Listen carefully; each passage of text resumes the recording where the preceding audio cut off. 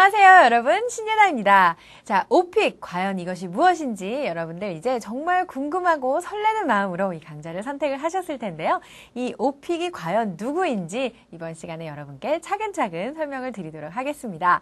자, 오픽에 대한 설명을 들으시고 나면 이론적인 그 바탕이 정말 탄탄하게 깔리게 되실 거예요. 그래서 그 바탕 위에서 이제는 실제로 출제되는 문제들, 그리고 이 문제는 왜 출제되는지 등등 여러분과 함께 이제 나머지 강좌를 통해 구체적인 여러 가지 정보를 함께 배우고 습득해 보도록 하겠습니다. 자, 이번 시간에는요. 그래서 오픽, How to New 오픽 기본편에 대한 도서를 먼저 소개를 해드리겠는데요. 저와 함께하는 이 강좌가 바로 이 도서를 기반으로 하고 있습니다. 책을 보시게 되면 스토리맵에서부터 액추얼 테스트까지 굉장히 자연스럽게 그러나 자세하게 이 오픽의 흐름을 엿볼 수 있게끔 만들어진 그런 도서가 되겠습니다. 그래서 그 내용을 중심으로 해서 여러분들께 이런 문제는 이렇게 풀어야 하고 또 이 문제에 대한 답변은 이렇게 구성해야 한다라는 부분들을 이제부터 알려드리게 될 거예요. 자, 이 예쁜 표지의 책을 이제 보셨고요. 그러면 이 강좌는 어떤 분들이 들어야 하느냐라는 질문을 던지실 수가 있는데 오픽을 처음 접하시는 모든 학습자들을 대상으로 하게 됩니다. 그래서 오픽에 대해 잘 모르시더라도 그러나 만약에 오픽을 보셔야 한다면 아니면 오픽에 대해서 궁금한 점이 많으시다면 이번 강좌를 통해서 이런 시험이구나. 그리고 나의 경우에는 이렇게 접근할 수 있겠구나 하는 나만의 어떤 개인화된 전략까지 함께 한번 세워보시기 바랍니다. 영어에서는 그 레벨이 초중급이신 분들 오픽 시험은 봐야 되는데 쉽게 접근하고 싶은 학습자 여러분들을 위해서 이번 강의를 마련했습니다. 자, 강의의 특징, 제가 이렇게 친절하게 설명을 해드리는 그런 사진이 나와 있는데요. 오픽의 감을 한번 잡아보자. 이게 강의의 특징입니다. 자, 오픽 같은 경우에도 복잡하면 복잡할 수가 있고 또 깊이 들어가면 정말 이 문제를 내는 의도가 무엇일까를 깊이 파악할 수 있는 부분이 있기는 합니다. 하지만 이 오픽 시험이라는 것, 첫 번째로 정말 처음 이 시험을 보려면 어떻게 준비해야 되는지 감이 안 온다라고 말씀하시는 분들이 계셔서 이런 시험입니다 라고 말씀을 드리기 위해서 여러 가지 전반적인 정보를 드리기 위해 강의를 한번 꾸며봤습니다. 오픽 시험에 여러 가지 주제가 있거든요. 그 주제들, 중요한 주제들은 한 번씩 다 다룬다고 생각하셔도 되겠고요. 또 이 문제가 왜 나오는지 출제 의도를 이해하시는 것이 영어의 시험에 있어서는 가장 중요하죠. 이 시험이 왜 나오는지를 알아야 그 의도에 맞는 모범 답안을 만들어서 제시하실 수가 있겠죠. 자, 그래서 이런 문제가 나왔구나. 지난번에 나온 문제인데 왜 또 나왔을까? 아니면 지금까지 비슷한 주제로 2개나 문제를 풀었는데 왜 3번째 문제에 똑같은 주제로 문제가 또 나올까? 궁금하실 거예요. 자, 이번 강좌를 듣지 않고 그냥 오픽 시험을 보시면은 참 오픽이라는 게 이게 이상한 시험이다라고 그런 생각이 드실 만큼 주제도 반복이 되고 그 다음에 형태도 다양하구나 하는 느낌이 드실 수가 있는데 자, 그런 문제들이 왜 나오는지 짚어드리도록 할게요. 자, 그리고 강의 목차를 한번 보셔야겠죠? 16개 강좌로 준비가 되어 있습니다. 지금 여러분들께 말씀드리는 이 오리엔테이션은 뉴 오픽 공략해서 오픽 누구냐 넌이라는 재밌는 제목을 한번 붙여봤는데요. 이 외에도 이제 바로 다음 시간부터 큰 제목을 보시면 여러분이 여가 시간에 하시는 여가 활동에서부터 취미생활 그리고 기타 부분 여러 가지 다른 주제까지 한번 다루어 보도록 하겠고요. 마지막에 가서는 고득점을 위한 오픽 공략법, 그래서 약간은 좀 특수한 주제들 살펴보도록 하겠습니다. 자, 그러면 이 OPIC가 무엇인지 한번 개요를 말씀을 드리도록 할까요? 어떤 분들은 오픽이라고 읽기도 하고 OPIC 이렇게 풀어서 읽기도 하는데 둘 다 맞고요. 이 오픽이라는 거는 뒤에 C가 보이시죠? C가 컴퓨터의 약자입니다. 그래서 컴퓨터를 통해서 진행되는 반직접 평가. 그래서 면대면으로 얼굴을 보고 직접적으로 평가하는 것은 아니기 때문에 반직접 평가 이렇게 얘기를 하고요. 외국어를 얼마나 잘 구사하는지를 평가하는 언어 능숙도 시험. 당연히 그렇죠. 말하기 시험입니다. 응시자 개개인의 답변이 녹음되고요. 이 녹음된 파일이 미국에 있는 평가 서버에 전송이 되고 미국에 있는 채점자가 직접 듣고 채점을 하게 됩니다. 자, 어떤 시험이냐? 실제 생활에서 얼마나 효과적으로 적절하게 언어를 사용할 수 있을지를 측정하는 시험인데 이거는 다른 시험도 다 그렇지 않나요? 라고 생각하시기 쉬워요. 오픽의 특징은 응시자의 본질적인 언어 활용 능력을 측정한다는 것입니다. 자, 다른 시험은 예를 들어서 1번 문제는 발음 문제, 2번 문제는 그림 보고 설명하기 문제 이렇게 기준이 나누어져 있는 경우가 많이 있는데 오픽 시험 같은 경우에는 1번부터 마지막 문제까지 정말 본질적인 언어 활용에 있어서의 모든 평가 기준이 다 들어가 있어요. 발음부터 시작해서 정말 잘 듣고 과제를 수행할 수 있는지, 또 이 답변을 봤을 때 내용이 적절한지, 어휘가 적절한지 등을 정말 1번부터 마지막 문제까지 하나하나 빼놓지 않고 그 기준에 따라서 평가한다는 것이죠.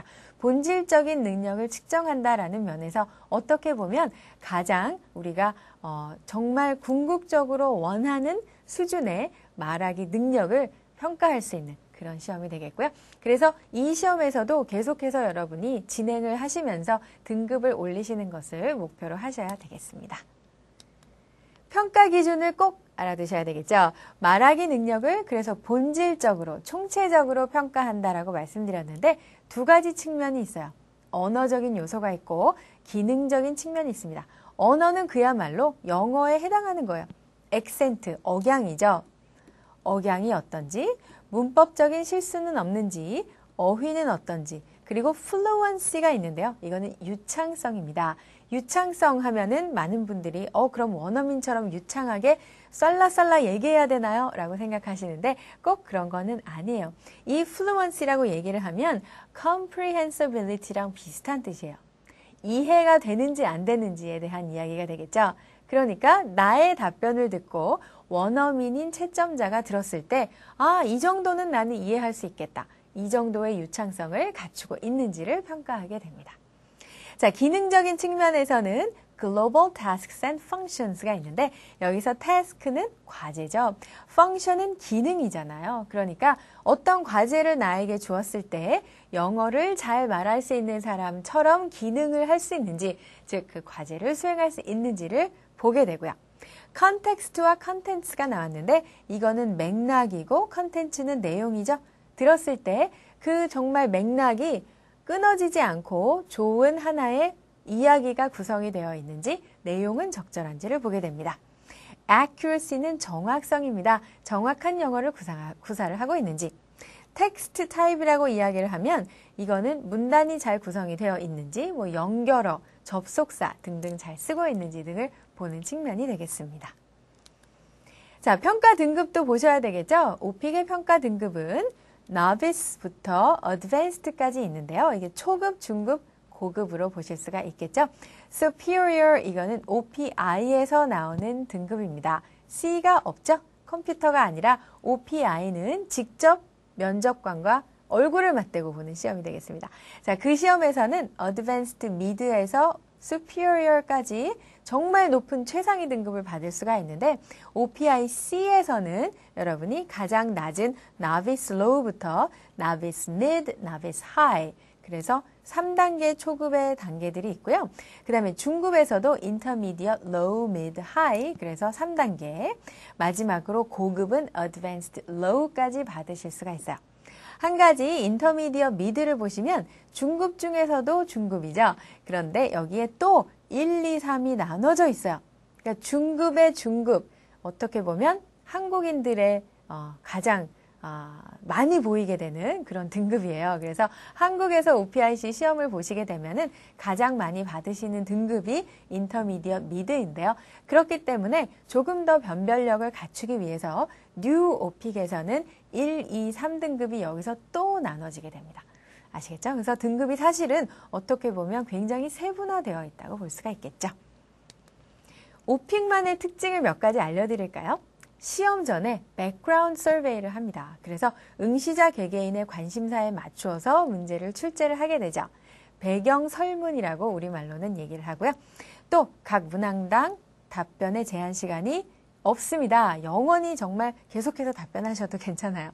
하지만 전체 시험 시간이 40분이기 때문에 문제에 대한 답변 시간을 조금 더 안배해 주시면 더욱 좋겠죠. 셀프 어세스먼트가 있어서 시험 난이도 결정을 내가 하게 됩니다. 그래서 나는 한 이 정도 등급인 것 같아요. 이야기를 하면 그 등급에 맞는 문제가 출제가 됩니다. 시험 진행 구성을 볼까요? 오리엔테이션을 20분간 하고 본시험 아까 말씀드린 것처럼 40분간 보시는데요. 이 오리엔테이션에서 서베이를 해요. 그래서 나의 어떤 생활에 맞는 취미 생활은 이거를 많이 합니다. 나는 직장인입니다. 등등 앙케이트 조사를 하게 되고요. 두 번째 셀프 어세스먼트에서 나의 등급은 한 이 정도인 것 같아요. 라고 미리 말을 해주죠. 그 다음에 오픽의 개요에 대한 설명을 들으시고 샘플 퀘스천을 듣고 답변을 하는 순서가 있습니다. 본시험에 들어가면 첫 번째 세션, 그래서 1번부터 7번 내지는 8번까지 문제를 푸시게 되고요. 그 다음에 중간에 이 문제들이 너무 쉽나요? 너무 어렵나요? 아니면 이 정도면 괜찮을까요? 난이도를 재조정한 후에 재조정된 난이도로 나머지 문제를 풀게 됩니다. 자, 그래서 녹음된 답변이 미국에 있는 서버에 전송이 되고요. 평가를 해서 그 결과를 통보받으시면 이제 오픽에 한 번 시험을 보시는 과정이 끝나게 되는 겁니다. 자, 시험 문제 유형 그래서 보실 수가 있는 게 여러 가지 유형이 있어요. 그래서 이런 부분을 이제 조금 후에 자세히 말씀을 드릴 건데요. 묘사하는 시험도 있고 평소에 하는 일이나 활동에 대해서 얘기해 보세요 라는 문제도 있고 과거의 경험에 대한 설명 문제, 질문하고 또 질문에 대답하는 문제들이 있습니다. 자세히 이제 살펴보실 건데요. 오픽 문제의 패턴을 공략하다 보면 맨 처음에 묘사 혹은 소개 문제가 나옵니다. 가장 간단한 수준의 질문이 되겠죠. 사물, 사람, 장소, 눈에 보이는 대로 묘사하시면 돼요. 아니면 그냥 소개하시면 되겠죠. 가장 기본적인 유형이 되겠습니다. 그런가 하면 두 번째로 세부적인 설명을 해보세요 라는 문제가 나오게 되는데 디테일한 디스크립션이 이제 필요하게 되죠. 아니면 시사 문제도 여기에 들어가게 되겠습니다. 첫 번째로 묘사 문제가 출제가 됐었죠. 그러면 거기에 이어서 두 번째로 세부적인 설명을 해보세요 라는 문제가 등장을 하게 되는 거죠. 첫 번째 문제가 나왔다면 거기에 대해서 이제 좀 더 구체적으로 말해볼까요? 하면서 나오게 되는 두 번째 문제가 되겠습니다. 그런가 하면 세 번째 문제로는 경험과 관련된 문제가 나오죠. 그래서 경험, 그러니까 past, 과거라는 단어, memorable, 기억에 남는다, special, 특별하다, 아니면 unforgettable, 잊을 수가 없다. 이런 형용사들이 많이 나오는 문제가 되겠습니다. 그래서 다양한 경험에 대해서 묻는 문제로구나 하고 생각을 하시고 여러분의 머릿속에 있는 기억을 되살리시는 그런 문제가 되겠습니다. 자, 네 번째는 이제 롤플레이 문제가 되겠는데요. 오픽만의 또 특징 중에 하나죠. 역할극을 해봅니다. 내가 누가 되었다고 가정을 하는 거죠. 상황을 줄 테니까 한번 역할 연기를 해볼까요? 라고 이야기하면서 이제 롤플레이 문제 중에서도 asking questions라는 문제가 나와요. 특정인 누군가에게 질문을 해보세요 라고 주문이 들어오게 되죠. 그래서 질문의 대상이 상황에 따라 달라지게 돼요. 그러니까 이번 문제는 친구한테 질문을 하게 되고 또 그 다음에 오픽션 문제를 보시면 부모님한테 질문을 하게 되고 이런 식이에요. 정해지지 않았다는 것 반드시 기억하십시오. 자, solving problems도 있어요. 문제 유형 중에서 롤플레이 문제인데요. 보시면 문제를 한번 해결해 볼까요? 라는 이야기가 나옵니다. 문제가 생겼으니까 해결책을 제시해 보세요 라는 문제가 주어지게 되는 것이죠. 첫 번째 유형하고 항상 함께 따라다닙니다. 첫 번째 유형은 질문해 보세요 였죠. 자, 그래서 전화를 해서 질문해 보세요 내지는 부모님께 메시지를 남겨서 질문해 보세요 라고 하는데 근데 그 주제를 가지고 그런데 우리가 예상치 못한 문제가 생겼습니다. 이런 문제가 생겼으니까 해결책을 제시해 보세요 라는 주문이 오게 되는 거죠. 자, 마지막 롤플레이 유형은요. asking questions to the interviewer예요. 면접관에게 질문을 하는 거예요. 그랬을 때는 백그라운드 서베이가 있었죠. 여기에 선택한 항목과 관련된 내용이 이제 질문으로 나옵니다. 예를 들어서 내가 영화를 본다고 선택을 하잖아요. 그러면 이 마지막 문제는 어떻게 나오냐 하면은 영화를 본다고 하셨는데요. 저도 영화를 좋아해요. 자, 그러면 제가 좋아하는 영화에 대해서 서너 가지 질문을 해보세요. 이런 식으로 나온다는 거죠. 자, 그래서 이렇게 문제 유형만 보시면 영어로 돼 있고 그다음에 뭐 면접관에게 질문하기 복잡할 것 같은데 실제 오픽 문제를 보시게 되면 아, 이런 식이구나 하고 느끼실 수가 있고요. 오픽 시험은 정말 한 번 보시게 되면 유형을 바로 파악하실 수 있는 그런 장점이 있습니다. 하지만 바로 파악을 하실 수 있지만 이 문제들이 왜 나오는지 의도를 역시 아셔야 되기 때문에 이번 강좌를 통해서 자세하게 그런 부분들 알려드리도록 하겠습니다. 자, 오리엔테이션을 이렇게 마치겠는데요. 여러분들 그래서 정말 어떤 주제에서는 어떤 문제가 나올 수 있을지 너무너무 궁금하실 거예요. 하지만 잠깐만 참아주시고 이제 두 번째 강좌로부터 시작을 하겠습니다. 여러분들이 실제로 하는 여가 생활에 있어서의 활동이라는 주제를 가지고 몇 개 강좌를 풀어나갈 텐데요. 어떤 문제가 나오는지 또 어떻게 하면 되는지 전략과 함께 여러 가지 샘플 답변 또 표현들 짚어드리도록 하겠습니다. 자, 그러면 다음 시간에 실제 본 학습을 통해서 여러분들 만나 뵙도록 하죠.